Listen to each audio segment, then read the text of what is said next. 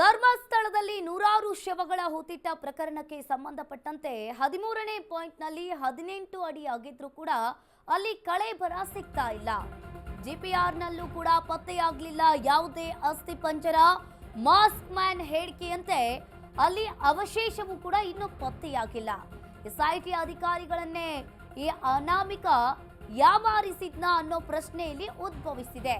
SIT ಅಧಿಕಾರಿಗಳನ್ನೇ ಅನಾಮಿಕ ಯಾಮಾರಿಸಿದ್ನ ಹಾಗಾದ್ರೆ ಇನ್ನು ಪತ್ತೆಯಾಗದ ಅಸ್ಥಿ ಪಂಜರ 13ನೇ ಪಾಯಿಂಟ್ನಲ್ಲಿ 18 ಅಡಿ ಅಗೆದ್ರೂ ಕೂಡ ಇನ್ನೂ ಕೂಡ ಅಲ್ಲಿ ಕಳೇಬರ ಪತ್ತೆಯಾಗಿಲ್ಲ.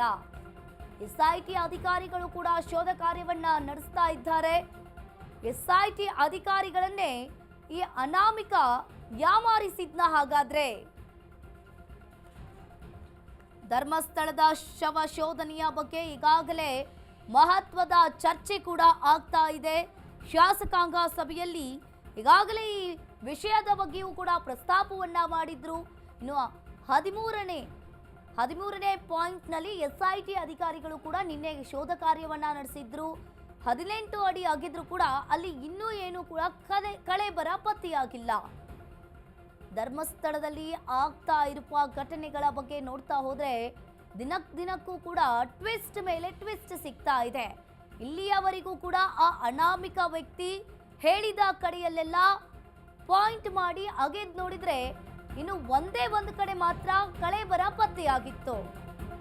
13ನೇ ಪಾಯಿಂಟ್ನಲ್ಲಿ ಒಂದ್ ರೀತಿಯಾಗಿ ಕ್ಯೂರಿಯಾಸಿಟಿಯನ್ನ ಮೂಡಿಸಿತ್ತು. ಬಟ್ 13ನೇ ಪಾಯಿಂಟ್ನಲ್ಲಿ 18 ಅಡಿ ಆಗಿದ್ರು ಕೂಡ ಅಲ್ಲಿ ಇನ್ನೂ ಕಳೇಬರ ಪತ್ತೆಯಾಗಿಲ್ಲ.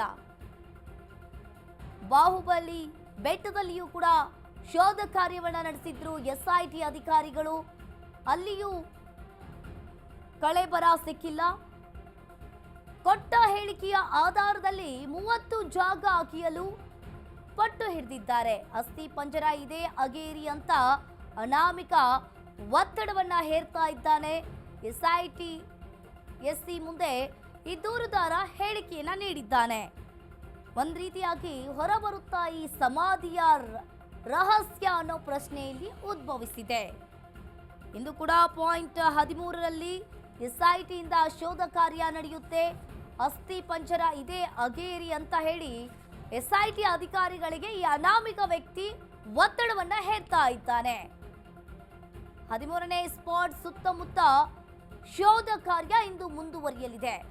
ಇಂದು ಕೂಡ ಪಾಯಿಂಟ್ 13ರಲ್ಲಿ ಎಸ್ಐಟಿ ಅಧಿಕಾರಿಗಳು ಕೂಡ ಶೋಧ ಕಾರ್ಯವನ್ನ ನಡೆಸ್ತಾರೆ. 13ನೇ ಸ್ಪಾಟ್ನ ಉತ್ತರ ದಿಕ್ಕಿನಲ್ಲಿ ಅಗೇರಿ ಅಂತ ಹೇಳಿ ಅನಾಮಿಕ ವ್ಯಕ್ತಿ ಒತ್ತಡವನ್ನ ಹೇರ್ತಾ ಇದ್ದಾನೆ ಎಸ್ಐಟಿ ಅಧಿಕಾರಿಗಳಿಗೆ. ಈ ದಿನಕ್ಕೂ ನೋಡ್ತಾ ಹೋದ್ರೆ ಈ ಧರ್ಮಸ್ಥಳದ ವಿಷಯ ಸಾಕಷ್ಟು ಟ್ವಿಸ್ಟ್ ಮೇಲೆ ಟ್ವಿಸ್ಟ್ ಕೊಡ್ತಾ ಇರುವಂತದ್ದು. 13ನೇ ಪಾಯಿಂಟ್ನಲ್ಲಿ 18 ಅಡಿ ಆಗಿದ್ರೂ ಕೂಡ ಅಲ್ಲಿ ಇನ್ನೂ ಕಳೇಬರ ಸಿಕ್ಕಿಲ್ಲ. ಜಿಪಿಆರ್ನಲ್ಲೂ ಕೂಡ ಪತ್ತೆಯಾಗಿಲ್ಲ. ಜಿಪಿಆರ್ ರೆಡಾರ್ ಬಳಸಿ ಎಸ್ಐಟಿ ಅಧಿಕಾರಿಗಳು ಶೋಧ ಕಾರ್ಯವನ್ನ ನಡೆಸಿದ್ರು. ಅಲ್ಲಿಯೂ ಇನ್ನೂ ಏನು ಪತ್ತೆಯಾಗಿಲ್ಲ. ಒಂದ್ ರೀತಿಯಾಗಿ ಎಸ್ಐಟಿ ಅಧಿಕಾರಿಗಳ ಮುಂದಿನ ನಡೆ ಏನು? ಹಾಗಾದ್ರೆ ಈ ಸಮಾಧಿಗಳ ರಹಸ್ಯ ಬಯಲಾಗುತ್ತಾ? ಆ ಅನಾಮಿಕ ವ್ಯಕ್ತಿ ಬಂದು ಹೇಳಿದ ಕಡೆಯಲ್ಲೆಲ್ಲ ಮಾರ್ಕ್ ಮಾಡಿ ಎಸ್ಐಟಿ ಅಧಿಕಾರಿಗಳು ಕೂಡ ಶೋಧ ಕಾರ್ಯವನ್ನ ನಡೆಸಿದ್ರು, ಕಾರ್ಯಾಚರಣೆಯನ್ನ ಮಾಡಿದ್ರು. ಆದ್ರೆ ಒಂದೇ ಒಂದು ಜಾಗದಲ್ಲಿ ಇನ್ನೂ ಕಳೇಬರ ಪತ್ತೆಯಾಗಿಲ್ಲ. ಒಂದೇ ಒಂದು ಜಾಗದಲ್ಲಿ ಮಾತ್ರ ಕಳೇಬರ ಪತ್ತೆಯಾಗಿತ್ತು.